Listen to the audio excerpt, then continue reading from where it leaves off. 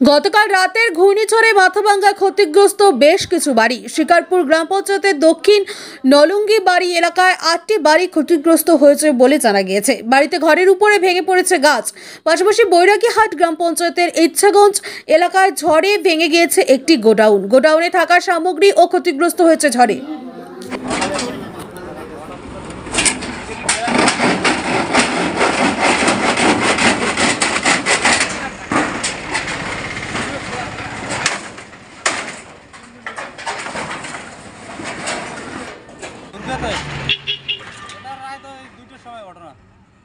আচ্ছা, তারপর কি কি ক্ষতি হয়?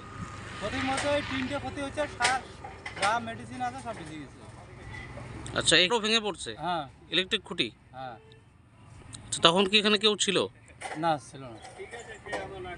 হয়েছে এটা তো আমরা ওই 6টার সময় দেখি। কি দেখতে পান? ভাঙা। আচ্ছা, আর কি কি ক্ষতি হয়?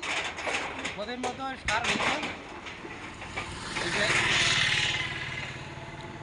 কি নাম আপনার? করণী বর্মন।